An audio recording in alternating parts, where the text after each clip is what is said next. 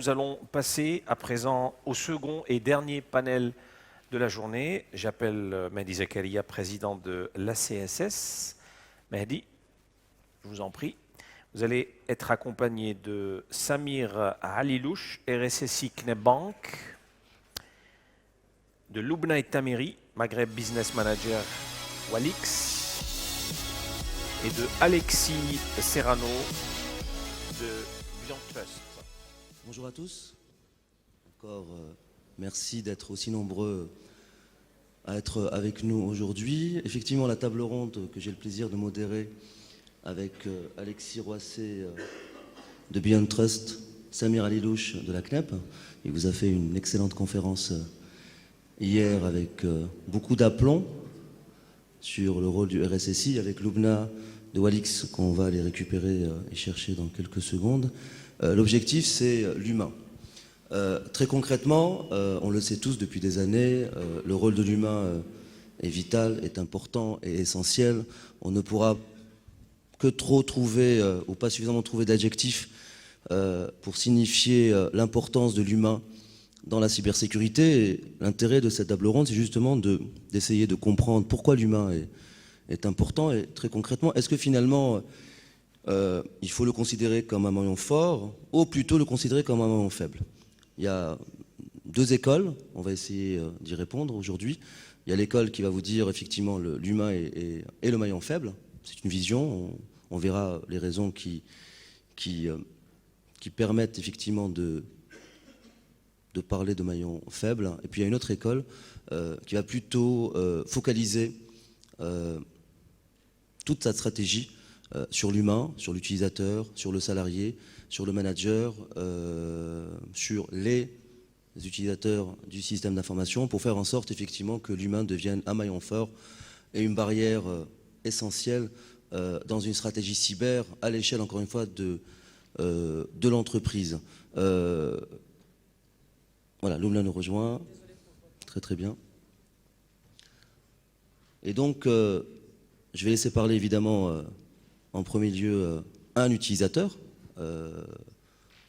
d'une banque sur comment lui voit cette question-là. Je sais qu'elle est très importante de ses yeux pour les différentes expériences qu'il a eues, où l'humain a été un facteur prédéterminant dans les stratégies qui ont été mises en place. Effectivement. Donc on sait que l'humain, généralement, ça dépend de son positionnement. Soit il est au niveau du top management, donc c'est un décideur, soit il est utilisateur lambda, soit il est administrateur. Donc en fait, l'humain, c'est un acteur principal, soit de la digitalisation ou d'un point de vue économique. Pour chaque pays où l'économie se repose essentiellement sur de l'import-export, donc on trouve les banques au milieu. Et là, on parle du commerce international. On reste dans le volet sécurité. Aujourd'hui, on a l'accessibilité, on a l'e-bank. On vient d'assister à un panel dans ce sens et à une présentation même. En fait, si on ne sécurise pas cette partie-là, l'économie de toute une nation peut être vulnérable. Comment? Donc, on aura tout simplement le nombre des banques qui pratiquent le commerce international comme cible. Si on veut perturber l'économie d'une banque, d'un pays, on s'attaque à ces banques qui font du COMEX. Donc on a à la fois le top management, les décideurs, pour opter à sécuriser et mettre l'ensemble des briques nécessaires pour pérenniser cette activité. On a l'utilisateur lambda de l'institution, voire le client, et on a les administrateurs. Donc la partie sensibilisation doit toucher différentes populations. Donc on a le top management, s'il n'adhère pas à une politique, à une stratégie de digitaliser déjà et de sécuriser en même temps, ça ne peut pas fonctionner. C'est l'utilisateur lui-même, il n'est pas assez sensibilisé, il peut être un facteur à risque. C'est l'administrateur qui a quelques privilèges élevés et qu'on ne contrôle pas, il peut nous faire du shadow IT. Nous, les spécialistes de la sécurité, on ne peut pas le voir parce que c'est du shadow. Il n'a qu'à installer du Dropbox au niveau de sa machine. Il n'a qu'à installer du Google Drive au niveau de sa machine. Et là, on est face à une fuite d'informations, on est face à plusieurs choses. C'est très intéressant, Samuel, parce qu'en fait, par rapport à ce que tu dis, l'être humain ou l'utilisateur, il faut focaliser dessus un certain nombre de missions à l'échelle de l'entreprise pour en faire un maillon fort ou un maillon faible. En fait, s'il n'y a pas des actions pointues par rapport à ça, je pense qu'il est déjà maillon faible, d'un point de vue sécurité. S'il n'y a pas d'action. Par contre, s'il y a des actions claires, définies, et un engagement qui vient d'en haut et d'en bas, il peut être un maillon fort. Je donne un simple exemple par rapport à l'économie. Avant, par rapport à nos abonnements téléphoniques, on se déplaçait en agence, on payait nos factures pour avoir l'accessibilité à nos téléphones. Aujourd'hui, ce n'est plus le cas. Le marchand, le cosmétique qui est à côté, il peut nous vendre du crédit, c'est du SMSing. Avant, il y avait une réticence par rapport à ça. Donc l'utilisateur était maillon faible, il n'était pas bien sensibilisé, il n'a pas adhéré. Donc il n'y avait pas cette confiance-là pour acheter ou faire du SMSing pour avoir du crédit ou payer sa facture. Aujourd'hui, ce n'est pas le cas. Ce n'est pas le cas, c'est tout le monde qui le fait. Mieux, il paye sa facture à distance. Il y a le e-commerce, il y a les grands facturiers, il paye sa facture à distance. Donc les gens adhèrent. Là, l'utilisateur, il devient maillon fort. Parce que tout simplement, il y a eu un travail qui a pris quelques années, mais ça a abouti. Donc ce que tu dis, si je comprends bien, si on fait les efforts de manière continue sur l'être humain, sur l'utilisateur, si on revient à nos métiers, ça devient un maillon fort, donc une barrière de sécurité, en fait humaine certes, mais une barrière de sécurité pour le système d'information. Si on ne fait rien, ça devient un maillon faible et ça devient donc un vecteur comme un port USB, comme mon accès à Internet, l'être humain devient un vecteur d'attaque. C'est exactement ça, oui. Pour le système d'information. C'est exactement ça. En fait, généralement, les actions malveillantes ou les cyberattaquants ne visent pas quelqu'un qui est assez sensibilisé par rapport à ça, parce qu'il a les bons réflexes, il a les bonnes attitudes. Ils visent l'utilisateur le plus naïf. Un exemple simple. On va revenir, si je peux me permettre, on va revenir sur la partie phishing, spear phishing, etc. On va revenir dessus juste après. Ça fait partie d'une question. Je voulais parler de ça. L'occasion de revenir dessus. Justement, nous avons avec nous deux industriels de la cybersécurité, deux industriels qui ont mis le focus sur l'être humain. Et justement, j'aimerais bien qu'ils puissent nous parler de maillon fort ou de maillon faible, Loubna ou Alexis. Merci Mehdi. Ça marche? Vous m'entendez?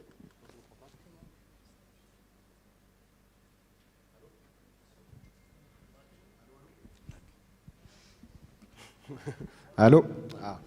Très bien, effectivement, pour revenir, est-ce un maillon fort? Est-ce un maillon faible?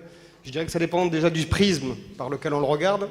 Et déjà, quel est-il cet utilisateur? Déjà pour l'administrateur, pour le professionnel de l'IT, quand j'ai un incident de sécurité, c'est l'utilisateur qui est en faute. C'est bien sûr parce qu'il est trop mauvais, parce qu'il ne connaît rien, parce qu'il veut simplement travailler sans se soucier de l'informatique.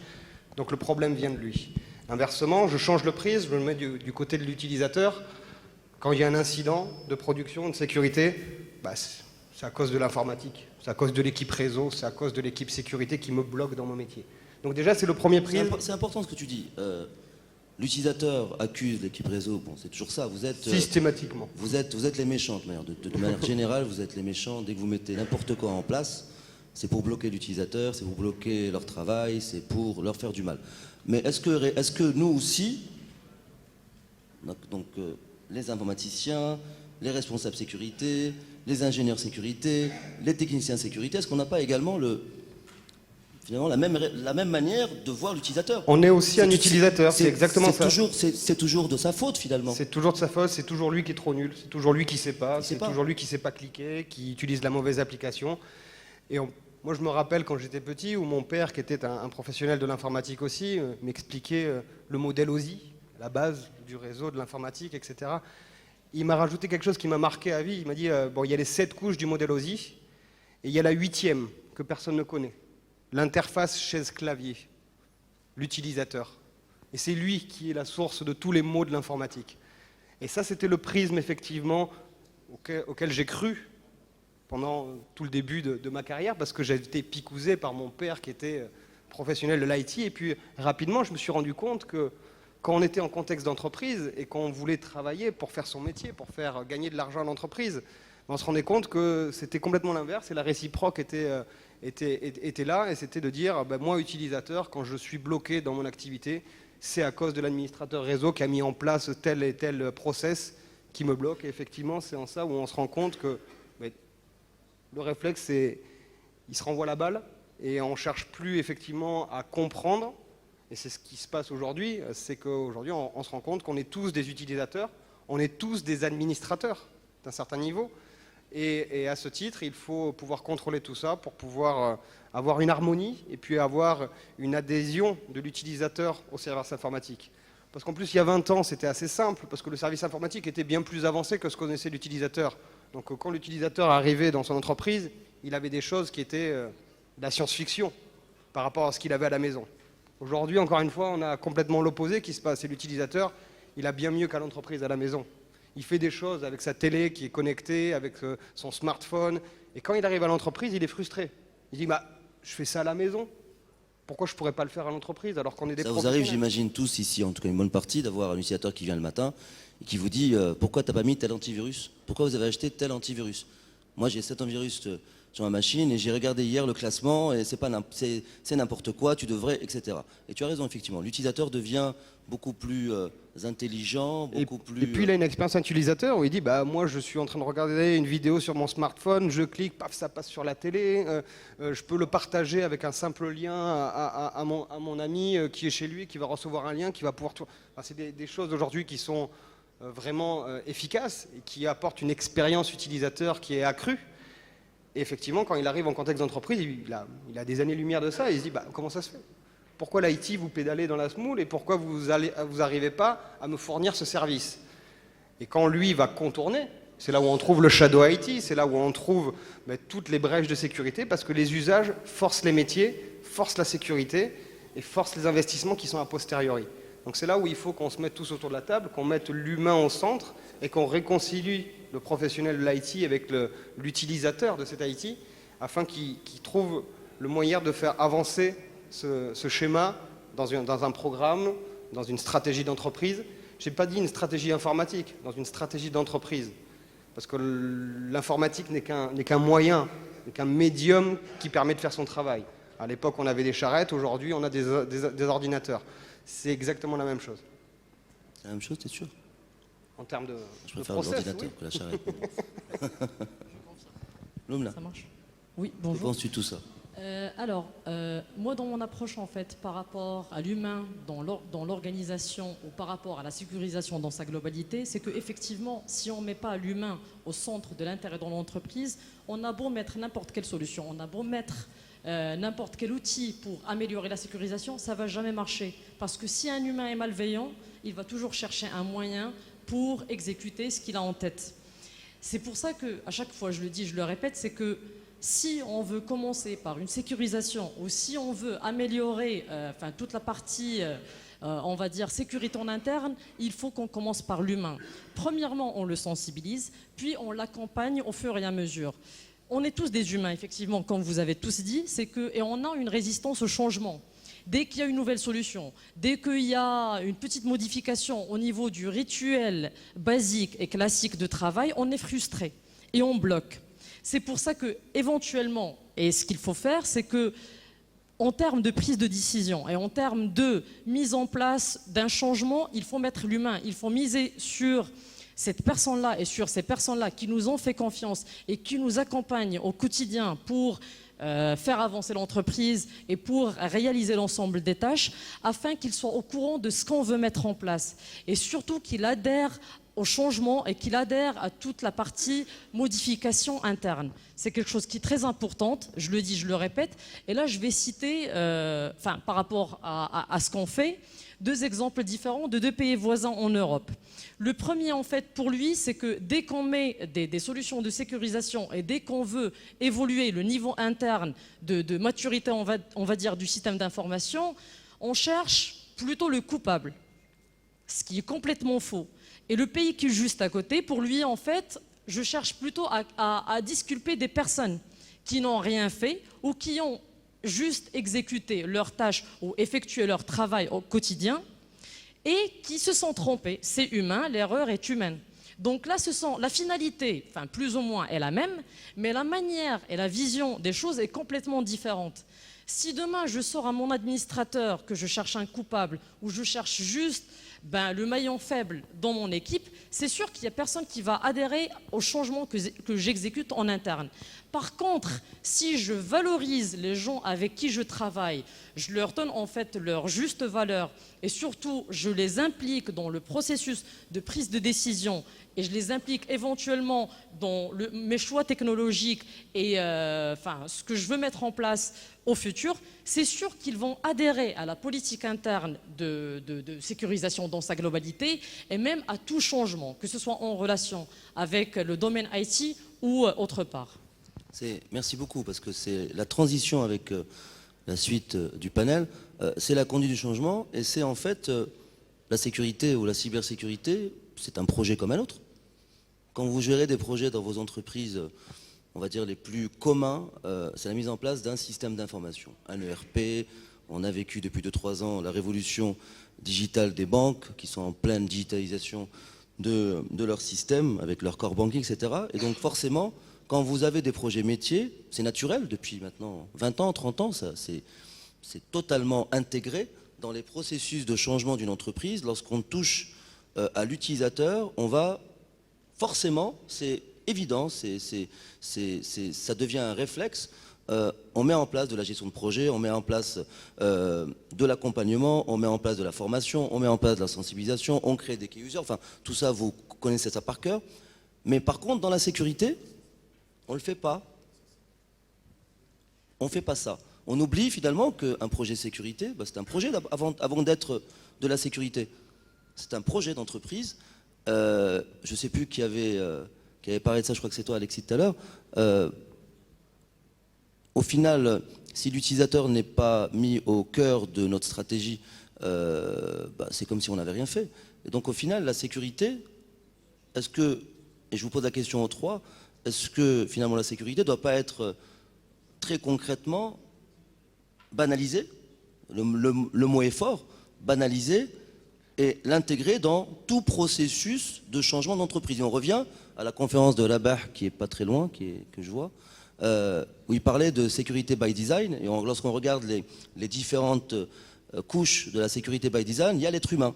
C'est de dire finalement, on doit au départ, avant même de réfléchir à ce qu'on va mettre en place comme sécurité, intégrer l'être humain dès le départ, comme n'importe quel projet d'entreprise. Quand vous mettez en place un bâtiment, il y a une démarche projet, il y a de la PMO, il y a un planning, il y a du budget, il y a la sensibilisation éventuellement des acteurs. Donc concrètement, est-ce que, et encore une fois je pèse mes mots, est-ce qu'il ne faut pas banaliser et pas trop se prendre la tête? Nous, informaticiens, on se prend trop la tête à se dire la sécurité, je rejoins ce qui a été dit tout à l'heure, ce n'est pas pour vous, vous ne comprenez rien, donc on ne vous en parle pas, on vous l'impose, et au final, puisqu'on vous l'impose, et c'est ce que tu viens de dire, Loublin, changement, blocage. Voilà, il y a un blocage, et on ne fait pas en fait, au final, ce qu'on a voulu. Donc, juste pour synthétiser ma question, est-ce qu'il ne faut pas banaliser les projets de sécurité? En fait, je vais juste revenir sur un point qui est très important. C'est qu'il y a beaucoup de réglementations de sécurité dans le monde. On peut parler en fait en Europe RGPD, on peut parler RGS, on peut parler en fait de plusieurs réglementations, SWIFT, etc. Et si on voit l'arborescence de la mise en place d'une politique de sécurité et de sécurisation de mots de passe, qu'est-ce qu'on fait en général au top, enfin les top 5 en général, c'est l'humain. En général, on va parler de sensibilisation, d'accompagnement, d'informatisation par rapport à l'humain avant de mettre en place une solution quelconque. Parce qu'effectivement, on a beau mettre les meilleures solutions du monde, si l'humain n'adhère pas, ça ne sert à rien. Et effectivement, comme tu as dit, en fait, il faut banaliser. Nous, on se casse la tête à mettre en place les meilleures solutions, mais derrière, l'élément où la personne, enfin, où les personnes qui vont utiliser au quotidien ces solutions-là, on ne leur donne pas leur juste valeur. Donc ça revient à ce que j'ai dit tout à l'heure. Pour compléter, banaliser, je ne suis pas tout à fait d'accord parce qu'il ne faut pas banaliser la sécurité. Il ne faut absolument pas banaliser, c'est très complexe, c'est très pointu, et il y a des enjeux critiques qu'on a évoqués pendant 2 jours qu'il ne faut pas négliger. Par contre, il faut standardiser, il faut le rendre transparent, il faut le rendre by design, par défaut. L'utilisateur doit adhérer, mais il faut qu'il utilise le service qu'on lui met à disposition. C'est pour ça que le by design est particulièrement important. C'est que la sécurité, on la pense dès la conception du projet d'entreprise, pas du projet informatique. Et si la sécurité est by design, l'utilisateur n'aura pas le choix, il n'aura pas à rejeter, ça sera par défaut. Quand on me donne une voiture pour que je conduise, je ne me soucie pas de savoir si je vais adhérer au concept de la voiture. On va me donner la voiture, elle est comme ça, il y a des normes mondiales qui répondent à des standards de sécurité très stricts, je prends ma voiture et je conduis. Par contre, on ne donne pas une voiture à quelqu'un qui n'a pas passé le permis. Et là, je reviendrai à ce que tu disais tout à l'heure, la formation, le transfert de compétences, pour que justement l'utilisateur au cœur de ce projet de transformation puisse comprendre les enjeux de sécurité et utiliser le système d'information à bon escient. Mais par contre, la sécurité doit être transparente, elle doit être par défaut. Et effectivement, c'est ça qui est le gros changement aujourd'hui, c'est d'avoir des projets où la sécurité doit être importante, elle doit être obligatoire, mais à aucun moment il faut la remettre en question par l'utilisateur, par l'administrateur, par la direction. Parce que ça, c'est des choses sur lesquelles on ne peut pas négocier. Il ne faut absolument pas négliger là-dessus, parce que si on offre cette flexibilité, on ouvre la porte à la diversité, et la diversité, ça ne fait pas bon ménage avec la sécurité. Donc il faut standardiser, il faut homogénéiser, et après il faut former l'utilisateur. Par contre, le choix, il ne faut pas qu'il l'ait. Par contre, il faut que les standards de l'industrie soient suffisamment rodés pour que l'utilisateur n'ait pas un rejet, parce que sinon on retombe dans le shadow IT et tous les moyens de contournement que trouve l'utilisateur futé. Il trouvera toujours un moyen de faire ce qu'il a besoin de faire. Donc c'est pour ça qu'il faut absolument son adhésion, mais pas son avis. Son avis ne nous intéresse pas. On ne demande pas à un jeune conducteur qu'est-ce qu'il pense des soupapes de sa Volkswagen. C'est exactement pareil pour la sécurité informatique. Alors, Pour enrichir, je suis tout à fait d'accord. En fait, c'est vrai, il y a un aspect sécurité. On va essayer de calquer ça, par exemple, sur la sécurité de la route. Il y a quelques années de cela, je pense 3 ou 4 ans, on a eu des statistiques. Il y a eu 3000 morts pour cause accident de la route. À partir de là, il y a eu beaucoup de campagnes de sensibilisation qu'on a connues ces 3 ou 4 dernières années. Et on a vu considérablement réduire le taux. 3000 morts pour une année, c'est des statistiques de guerre. Après une campagne de sensibilisation assez poussée, et je me rappelle au niveau de l'autoroute Est-Ouest, il y a eu même une voiture accidentée avec le cadavre plein de sang qui a été mise là en place. C'était choquant, mais le message est passé. Je n'ai pas les chiffres en tête, mais on a vu considérablement le taux baisser. C'est exactement le même cas par rapport à la sécurité des systèmes d'information. Si on prend l'exemple de l'Angleterre, la formation par rapport à la SSI, je dis bien sécurité des systèmes d'information, commence dès l'école primaire. La sécurité des systèmes d'information, ça doit être ancré, ça doit être des réflexes. Je pense qu'on est actuellement en déphasage. L'utilisateur final, il suit l'évolution de la technologie, smartphone, il est smart, il est intelligent aujourd'hui. Mais je pense par rapport à la sécurité, ça n'a pas été suivi.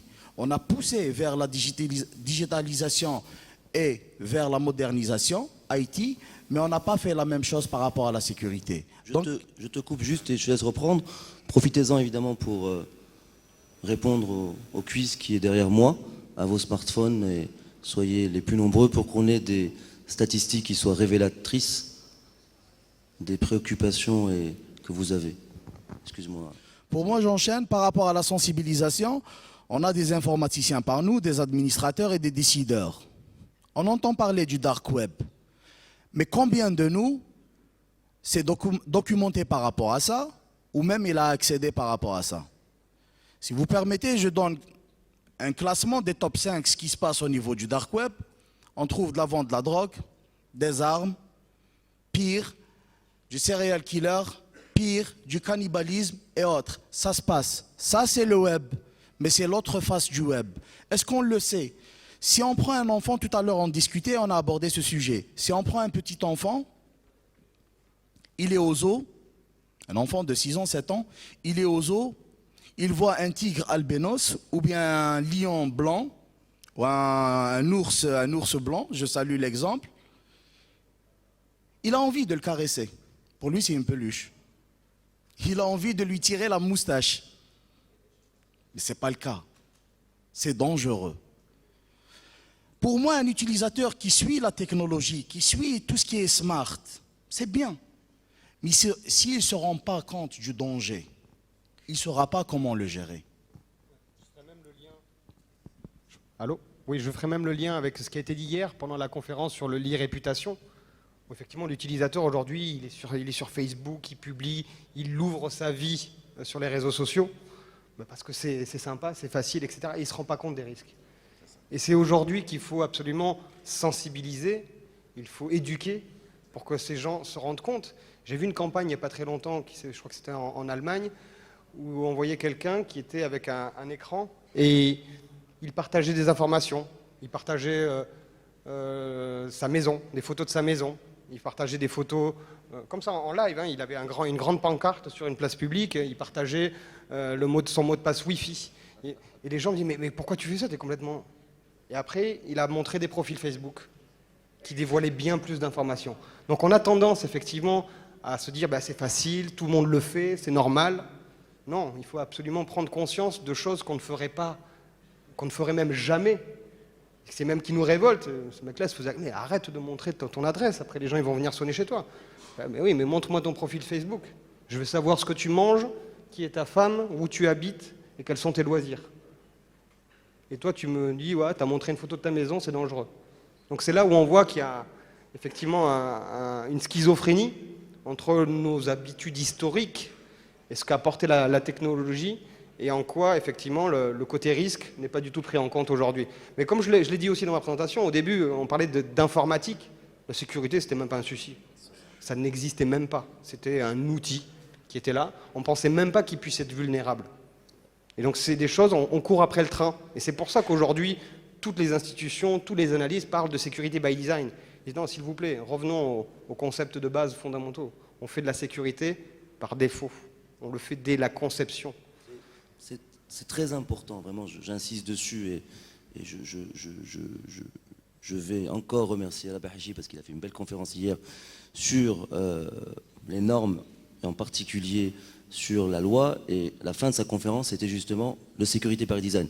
Lorsqu'on construit un bâtiment, il faut revenir, et ça c'est vraiment, c'est un message fort que je veux faire passer aujourd'hui. Lorsqu'on construit un bâtiment, on le construit by design, sécurité. Enfin, c'est logique depuis la nuit des temps. Lorsqu'on met en place, on a des vestiges qui sont millénaires, qui ont 2 fois 1000 ans, qui ont 3 fois 1000 ans, et on a toujours la même conception. Ils sont plus modernes, certes, aujourd'hui, mais on a toujours la même conception.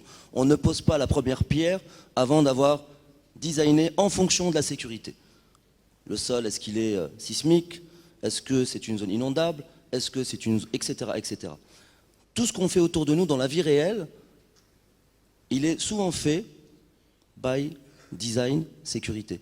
Et dans nos métiers à nous, qui peuvent, s'ils sont victimes de cyberattaques, faire écrouler une industrie, je reviendrai tout à l'heure dans mon message de clôture sur un certain nombre d'aspects liés à la souveraineté de la sécurité informatique, on peut faire écrouler un État, on peut faire écrouler une entreprise, on peut faire écrouler une économie, on peut détruire des vies humaines. On a des cas dans le monde, hein, je ne vais pas les citer aujourd'hui, vous les connaissez tous.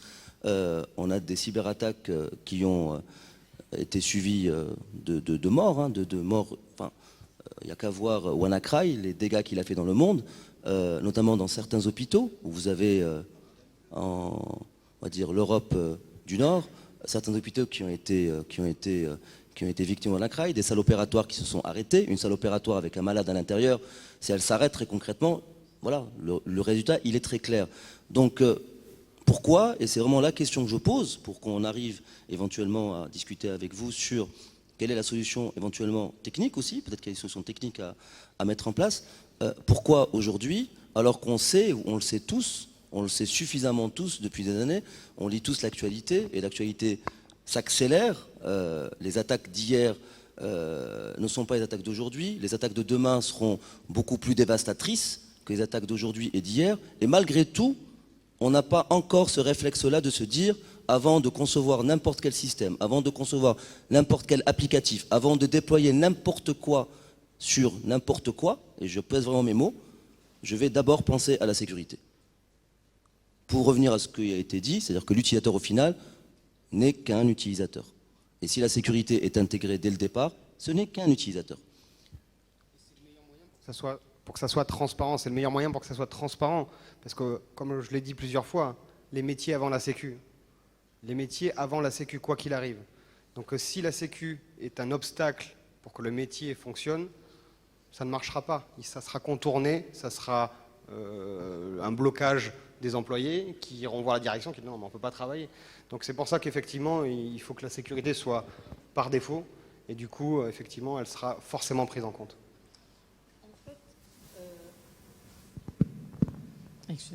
En fait, il y a un problème par rapport à la sécurité by design. Je suis tout à fait d'accord avec vous. C'est ce qu'il faut mettre en place. C'est le meilleur moyen pour que ce soit...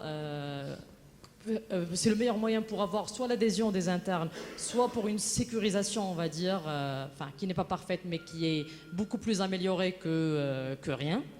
Mais en fait, le problème, et ça, en fait, en tant qu'industriel de la sécurité, on le sait très bien, c'est il faut l'adhésion du top management pour que ce soit, pour que les budgets soient là, parce que en général, on va discuter avec un DSI, avec un RSSI. La problématique est là, c'est que oui, je dois mettre un certain nombre de solutions sur cette année. Donc, il va faire le nécessaire, mais derrière, il ne va pas avoir un plan d'action sur plusieurs années. Et le budget qui va suivre et l'adhésion du top management qui va l'accompagner pour, on va dire, une meilleure sécurisation de son système d'information. Donc effectivement, c'est du bidouillage à droite, à gauche. Aujourd'hui, je mets ça. Demain, je ne sais pas, en fait, j'ai mis autre chose qui ne va pas avec ce que j'ai implémenté dès le départ. Donc, ce n'est pas une sécurité by design. Une sécurité by design, c'est quelque chose qui se travaille sur un certain nombre d'années et qui effectivement nécessite l'adhésion interne, que ce soit de ceux qui vont l'utiliser par la suite ou de ceux qui vont accorder les budgets nécessaires pour la mise en place de cette sécurité. Donc, il y a deux volets qui sont complémentaires. L'implication de l'humain, de toute façon, c'est le débat dès le départ, et éventuellement la planification sur le court, moyen et long terme. Si on n'a pas ces deux éléments-là, on n'arrive pas à une vraie sécurité by design. Et surtout, on va toujours mettre des briques à droite, à gauche, et à chaque fois, on se rend compte que oui, ce qu'on a mis il y a 2 ans, c'est pas le bon.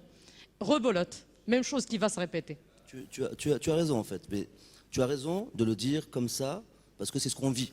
C'est l'état des lieux aujourd'hui. On empile des briques de sécurité. Et on ne sait qu'empiler des briques de sécurité. On a un problème, on va mettre une brique de sécurité. On a un autre problème, on va mettre une brique de sécurité. On a oublié une faille, on va mettre une brique de sécurité. Mais parce qu'on n'a pas réfléchi dès le départ en sécurité by design, parce qu'on n'a pas dès le départ, c'est pas normal, encore une fois, je ne sais pas si on est les seuls à réfléchir comme ça. Ce n'est pas normal que alors que nous avons des architectes qui ont fait les beaux-arts, qui vont mettre en place un schéma pour un bâtiment, réfléchissent, prennent les bons métiers, s'entourent des bons acteurs pour réfléchir sécurité. C'est pas normal que nous ne réfléchissions pas de la même manière. C'est pas normal que lorsqu'on souhaite déployer un métier, vous avez un nouveau métier dans l'entreprise, qu'avant de réfléchir sécurité, c'est la pyramide à l'envers. On ne va pas réfléchir la petite solution pointue en bas, on réfléchit en haut. Il y a une analyse des besoins, on essaie de comprendre qu'est-ce que fait ce métier-là, c'est quoi son objectif, c'est quoi son apport au business de l'entreprise ou à l'institution, à l'agence. Enfin, et au final, il y a un impact sur le business à faire, un business impact analysis à faire. Et en fonction de tout ça, c'est tout ça en fait, la sécurité by design. On va d'abord réfléchir, d'abord, et tout le monde l'a dit depuis hier, et c'est très bien parce que ces messages-là doivent être bien compris. C'est d'abord le business. On fait de la sécurité d'abord pour supporter le business. On fait de la sécurité pour que l'entreprise puisse continuer à garder ses clients, à garder ses fournisseurs, à garder sa réputation, à continuer à être profitable, etc., etc. Donc au final, la sécurité, elle est au service de l'entreprise. À partir du moment où elle est au service de l'entreprise, on doit la réfléchir dès le début de la conception de ce service-là. Donc c'est vrai qu'aujourd'hui, on réfléchit, comme tu dis, c'est vrai, c'est une réalité qui est triste. On empile des briques de sécurité, on doit aller défendre des budgets, on doit aller se casser la tête à essayer de taper du poing pour dire c'est important de mettre la sécurité, mais parce qu'on défend de la sécurité. Il ne faut pas défendre de la sécurité. Ce n'est pas la sécurité qu'il faut défendre, il faut défendre le métier. Il y a un métier que vous m'avez demandé d'équiper en ERP, d'équiper en système. Il faut connecter tel métier de telle ville, parce que j'imagine que le top management, lorsqu'il a décidé de déployer un métier dans telle zone du monde, c'est qu'il y a de l'argent derrière, il y a un business derrière, il y a une profitabilité derrière. On vous le dit, mais vous allez dire, pas de souci, moi je sais faire tout ça, mais ça coûte temps. Et le temps intègre votre conception de sécurité. Et à partir du moment où, effectivement, la conception basée sur la sécurité a été réfléchie dès la demande du top management, pour le top management, c'est transparent, puisque au final, vous respectez les prérequis de votre top management de dire il faut tout simplement que je déploie telle application, tel système, telle ville, etc. etc. Je suis assez d'accord. Et effectivement, aujourd'hui, on ne fait pas du tout du sécurité by design. Ça n'existe pas. C'est une philosophie qu'on essaye de mettre en place pour l'avenir, pour demain. Tant qu'on a des éditeurs de sécurité, c'est qu'il n'y a pas de sécurité by design. C'est aussi simple que ça. Effectivement, quand on empile les couches, ça ne marche pas, ça frustre tout le monde. On fait du rafistolage. Le sécurité by design sera là le jour effectivement où il n'y aura plus d'éditeur de sécurité, parce que, je vais reprendre l'analogie de la voiture. La voiture, elle a une sécurité by design parce qu'elle a des freins. On ne se dit pas, je vais rajouter des freins après avoir acheté ma voiture pour la sécuriser. Je vais rajouter mon airbag. Donc c'est exactement le même concept. Tant qu'on est aujourd'hui en train de faire un service informatique et après lui rajouter son antivirus, son firewall, son PAM, etc., c'est qu'on ne sait pas faire du security by design. Le jour où, et d'ailleurs Microsoft est en train de se transformer très largement pour intégrer de plus en plus de modules de sécurité. Et on voit une consolidation énorme de tous les éditeurs de sécurité qui se regroupent pour pouvoir porter des projets d'entreprise informatique et non pas des projets de sécurité. Tant qu'on fera des projets de sécurité pour faire de la sécurité, c'est qu'on n'est pas dans la sécurité by design. Donc effectivement, c'est pas pour tout de suite, mais il faut commencer. Il faut commencer à ce que ça rentre dans les mœurs, que ça pénètre l'industrie, que ça pénètre les éditeurs de sécurité dans un premier temps, puis les éditeurs d'infrastructures informatiques, les Microsoft, etc. Et à la fin, qu'on ait un projet d'entreprise. C'est que je vais acheter des biens pour mon entreprise, ça va impliquer tout un tas de couches, matériel, logiciel, humaine, informatique, sécurité, by design. Et là, en fait, on aura je pense, réussi. Juste pour rebondir, je suis entièrement d'accord. En fait, on parle beaucoup de sécurité entreprise. Pour moi, la sécurité, c'est une histoire souveraine. Donc peut-être ça vient venir d'en haut, d'encore plus haut. Si on parle d'une entreprise, le top management, c'est le haut niveau. Par contre, si on parle d'un pays, c'est d'en haut. C'est la gouvernance. En fait, on a vu naître en 2016 le référentiel national de sécurité informatique. Je trouve que c'est excellent. Par contre, au lieu qu'il soit référentiel, il serait mieux que ça soit une norme. Ça soit imposé. Ça vient de base. Parce qu'en fait, la sécurité des systèmes d'information, c'est on touche une entreprise, c'est on touche une institution, c'est on touche une institution financière, c'est l'économie de ce pays qui est touchée. C'est un problème opérationnel après, voire économique. Donc je pense que la sécurité des systèmes d'information ne doit pas se limiter uniquement au niveau des institutions, entreprises ou banques ou autres. Ça vient d'où? Ça doit être une stratégie d'un pays. Je le pense et je le pense très fortement. Un simple utilisateur lambda, il peut être cadre d'entreprise, il peut être médecin, il peut être commerçant, comme il peut être ministre. Ça reste un utilisateur lambda. S'il n'est pas sensibilisé, S'il n'est pas assez sensibilisé, il sera victime un jour ou l'autre. C'est aussi simple que ça. Mehdi, tu as parlé tout à l'heure, est-ce qu'il y a des outils, est-ce qu'il y a des actions informatiques par rapport à ça? Oui, il y a des outils. Il y a des outils qui ne coûtent pas très cher, qu'on peut installer au niveau d'une entreprise et qui prennent en charge l'aspect sensibilisation de bout en bout.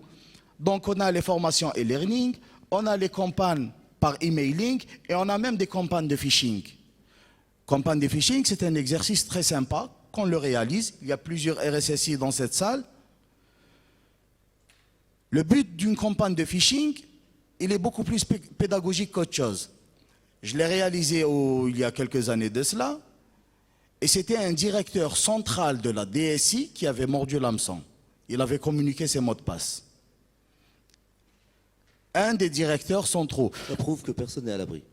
Personne n'est à l'abri, même les spécialistes de la sécurité. C'est aussi simple. L'un de mes collaborateurs, en discutant avec lui, c'est un acteur de la sécurité des systèmes d'information, donc il n'avait même pas ses postes intégrés au domaine. Il n'avait même pas le firewall. Il n'avait même pas l'antivirus. Donc on est des acteurs de sécurité et parfois nous-mêmes, on est maillon faible. C'est la bonne transition. Merci beaucoup, Samuel. Voilà. On a avec nous, effectivement, 2 industriels de la cybersécurité, 2 industriels qui font un métier, en fait, qui est focalisé sur la DSI, sur les accès à privilèges. Vous pouvez nous en parler un petit peu pour répondre à l'aspect humain? Mais effectivement, le PAM est un sujet où on va s'occuper de l'humain. On va s'occuper des administrateurs et de leurs accès. Donc, par définition, nos solutions sont là pour comprendre quels sont leurs usages. Et on va finalement créer une empreinte de leur activité au sein du service informatique. Et c'est cette empreinte qu'on va cartographier et qui va nous permettre de comprendre quels sont ses usages, quels sont son métier. Et c'est valable pour l'informatique, mais ça peut être valable dans la vie quotidienne et dans les choses qui dépassent l'informatique. Quand on cartographie les usages et qu'on empêche tout le reste de se produire, on apporte vraiment une posture, parce que c'est vrai que maintenant on parle de posture sécurité, qui va être largement augmentée. Si je prends le marché du PAM, c'est qu'au départ, quand j'ai commencé dans le PAM il y a 7 ans maintenant, c'est qu'on parlait plus de tout ce qui est accès pur et dur. L'utilisateur, c'était bon, il est obligé d'utiliser la solution, sans plus.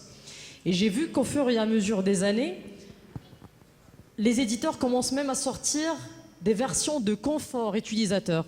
Avant, c'était juste des versions pour sortir des nouvelles fonctionnalités, mais les choses ont évolué. Maintenant, il y a des versions pour que l'utilisateur adhère à l'utilisation de la solution, pour que la manipulation de la solution soit très facile, et surtout pour que les gens l'utilisent finalement. C'est ça la finalité.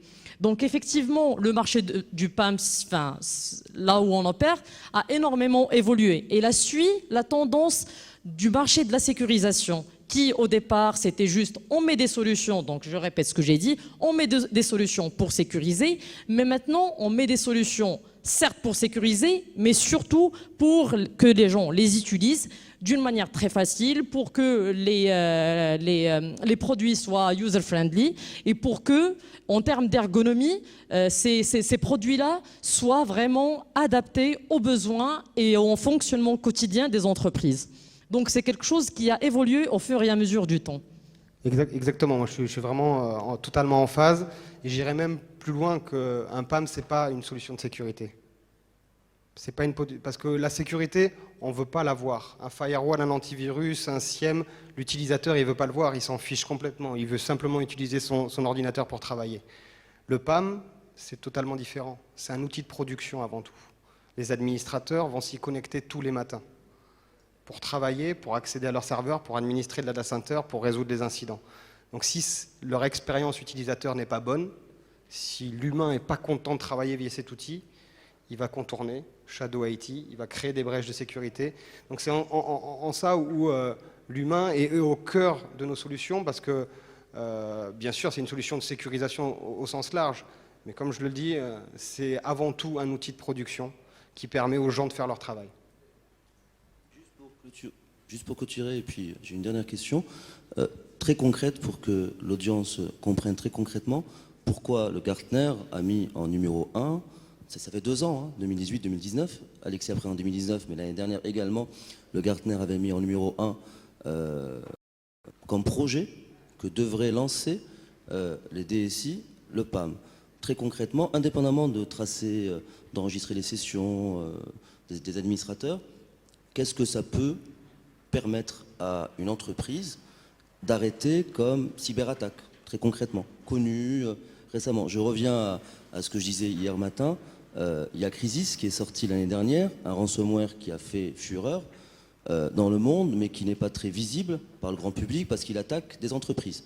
Il utilise le protocole RDP pour être diffusé dans l'entreprise. Est-ce que concrètement, et qui a fait des ravages dans beaucoup de pays, dont l'Algérie en fait partie, il y a beaucoup d'institutions, beaucoup d'entreprises qui ont été ravagées par ce ransomware. Est-ce que très concrètement, le fait de mettre un PAM, pour encore une fois être très pragmatique, permet de s'affranchir?